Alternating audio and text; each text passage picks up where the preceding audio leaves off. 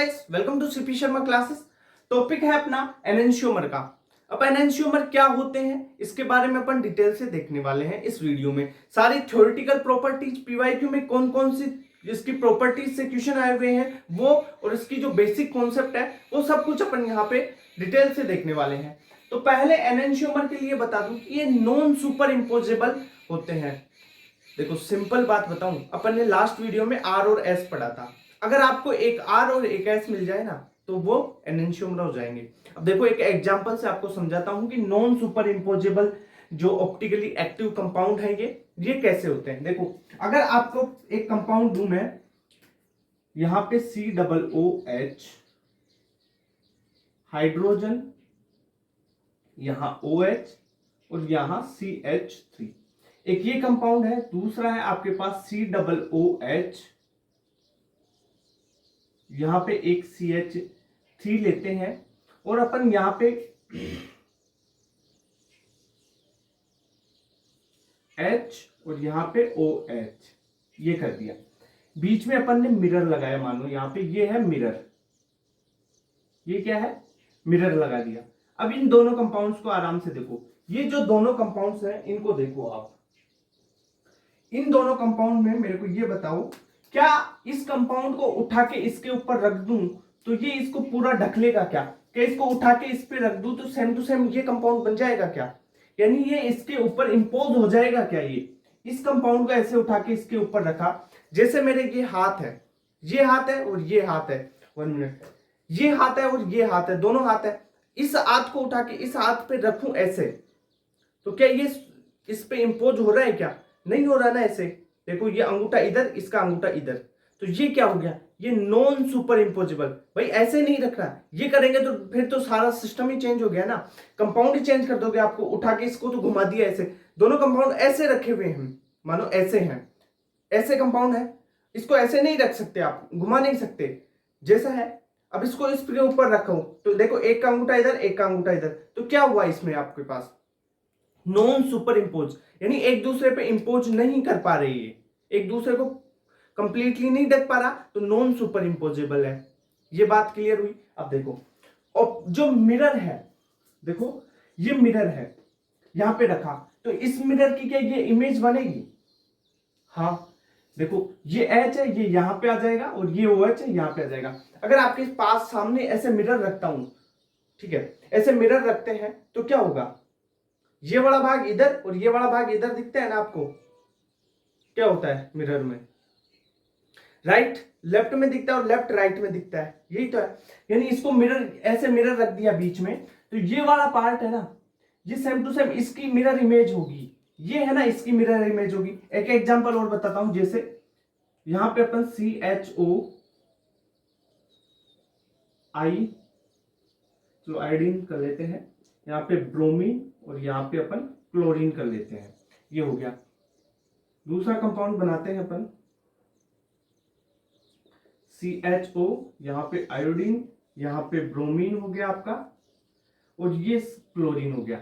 अब देखो यहाँ पे मिरर लगाओ बीच में,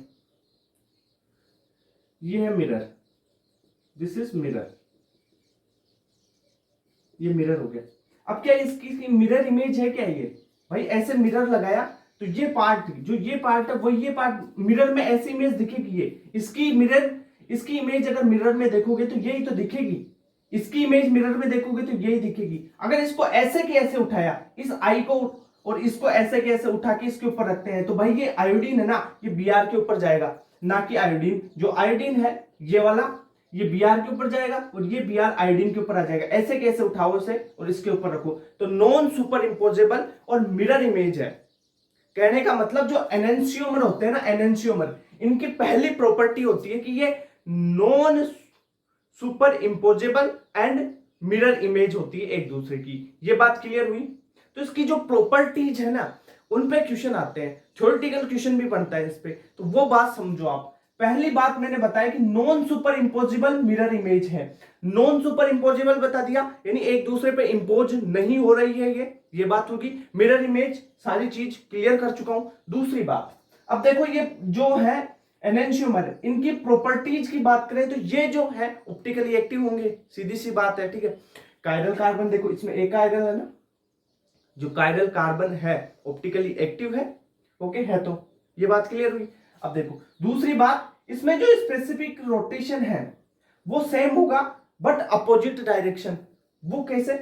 देखो मेरी बात सुनो, इसमें स्पेसिफिक रोटेशन होगा सेम, अपोजिट डायरेक्शन में एक प्लस में होगा तो एक माइनस में होगा।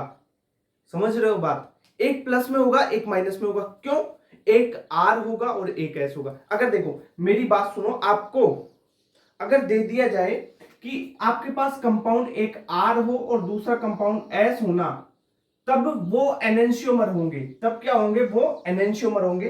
तो एनेंशियोमर आप पहचान कैसे सकते हो? आपको आर और एस नोमेनक्लेचर आता है ना, तो आपके पास एक कंपाउंड आपको आर मिल गया, दूसरा कंपाउंड एस मिल गया, तो आप उसको क्या बोल सकते हो कि ये एनेंशियोमर है। या आप ऐसे पहचान सकते हो कि नॉन सुपर इंपोज हो और एक दूसरे की मिरर इमेज हो। ये बात भी हो गई। ऑप्टिकली एक्टिव होने चाहिए, ये बात बिल्कुल इंपॉर्टेंट है। दूसरी बात हो गई अपन ने कि इसमें जो रोटेशन है वो सेम है बट अपोजिट डायरेक्शन है। भाई आर में, भाई अपोजिट डायरेक्शन कैसे यार? मैंने पहले बताया था आपको, एक में अगर आर में एक में रोटेशन ऐसे है तो दूसरे में रोटेशन ऐसे होगा। एक आर है एक एस है। ये बात क्लियर हुई आपको? रोटेशन की बात पता चल गई ना? चलो ठीक है, आगे देखते हैं। सबसे इंपॉर्टेंट प्रॉपर्टी, और इस पे क्वेश्चन भी आया हुआ है PY2 में, कि इसकी जो फिजिकल प्रॉपर्टीज होती है, मेल्टिंग पॉइंट, बॉइलिंग पॉइंट, ये है ना डिफरेंट नहीं होती है, सेम होती है। तो physical properties of enantiomer, that is जो है melting point, boiling point, vapour pressure, ये सारी जो जिसकी जो फिजिकल प्रॉपर्टीज है वो सेम है। फिजिकल प्रॉपर्टी सेम है तो अपन इसको डिस्टिलेशन, क्रिस्टलाइजेशन, इनके द्वारा इसको सेपरेट नहीं कर सकते। इसके कंपाउंड्स को आर और एस को भाई सेपरेट करो, कैसे सेपरेट करोगे? इनके द्वारा तो नहीं कर सकते। फिजिकल प्रॉपर्टी भाई इसकी क्या है? सेम है। फिजिकल प्रॉपर्टी यानी मेल्टिंग पॉइंट। अगर मान लो ये दो कंपाउंड है, इसका मेल्टिंग पॉइंट 50 है और इसका भी 50 है, तो दोनों को आप मेल्टिंग पॉइंट से कैसे सेपरेट कर सकते हो? नहीं कर सकते ना। तो इसको आप जो फिजिकल प्रॉपर्टीज वाली जो टेक्निक्स होती है ना, उनके द्वारा सेपरेट नहीं कर सकते एनेंशियोमर्स को। ठीक है, कि ये कौन सा है, ये आर है या एस है। ठीक है, ये बात क्लियर हुई। दोनों एनेंशियोमर को आप ऐसे डिस्टिलेशन या क्रिस्टलाइजेशन इनके द्वारा आप सेपरेट नहीं कर सकते। थर्ड बात अपन बात करेंगे, जो एनेंशियोमर्स हैं इनकी एनर्जी की, तो इनकी एनर्जीज है वो सेम रहेगी, सेम होती है। एक बात देखो कि जो एनेंशियोमर है, एक होगा डेक्स्टोरोटेटरी और एक होगा लेवोरोटेटरी, एक होगा डी और एक होगा एल। ये बात आपको पता होनी चाहिए। एक डेक्स्टोरोटेटरी होगा और एक लिवोरोटेटरी। लिवो लेफ्ट साइड में करेगा और डेक्स्टो राइट साइड वाला। ओके, ये बात क्लियर हुई आपको कि राइट साइड वाला रोटेशन डेक्स्टोरोटेटरी और जो लेफ्ट साइड वाला रोटेशन करेगा वो लिवोरोटेटरी होगा। एक डी होगा और एक एल होगा। अब देखो एक डी और एक एल रोटेशन, अगर देखो मेरी बात सुनो, क्या है इसमें? अपोजिट डायरेक्शन, रोटेशन का सेम है और अपोजिट डायरेक्शन में रोटेशन है, तो एक दूसरे कंपाउंड मिलेंगे तो क्या कर देंगे? अगर सेम रेशियो में अगर ये कंपाउंड मिल रहे हैं तो भाई ऑप्टिकली इनएक्टिव हो जाएंगे ना। क्यों हो जाएंगे वो बताता हूं आपको। ठीक है, पहले इसको समझो। एक होगा डी यानी डेक्स्टोरोटेटरी और एक होगा एल यानी लेवोरोटेटरी। ये बात क्लियर हुई एनेंशियोमर की? ठीक है, अब अपन बात कर रहे थे कि इनमें अगर अपन बात करें कि इनका जो मिक्सचर है, इनका एनेंशियोमर का मिक्सचर सेम ले लें, 1:1 में ले ले, इसका ये 50 ले लें अपन। ठीक है, ऐसे 1:1 में ले लें इनके मिक्सचर को, तो क्या होगा? जो इनका मिक्सचर होगा ना 1:1 का, उसे आप रेसेमिक मिक्सचर बोलते हैं। ये बात क्लियर हुई? 1:1 का जो एनेंशियोमर का मिक्सचर है उसे रेसेमिक मिक्सचर कहते हैं और रेसेमिक मिक्सचर ऑप्टिकली इनएक्टिव होता है। बट जो सर ये जो एनेंशियोमर है ये तो ऑप्टिकली एक्टिव होते हैं, अब वो ऑप्टिकली इनएक्टिव कैसे हो गया वो चीज बता रहा हूं आपको कि जो रेसेमिक मिक्सचर है वो ऑप्टिकली इनएक्टिव कैसे हो गया, वो चीज देखते हैं। देखो अपन ने क्या किया, 1:1 का रेसेमिक मिक्सचर लिया, 1:1 का रेसेमिक क्या एनेंशियोमर ले लिया अपन ने।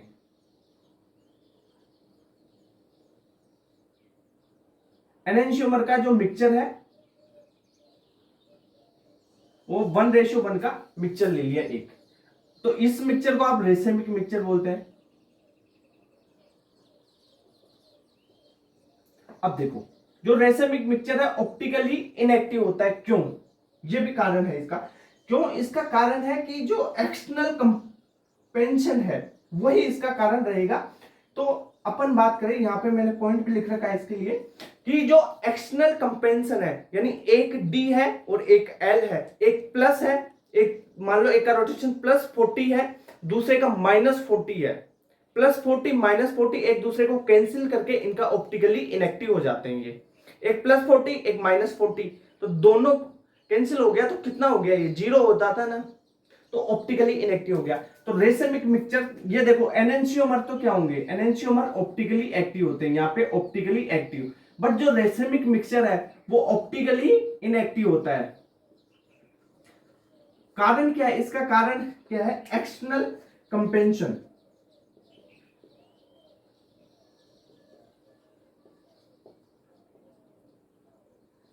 बाह्य प्रतिकार, ये सबसे इंपॉर्टेंट चीज है, एक्सटर्नल कंपेंशन।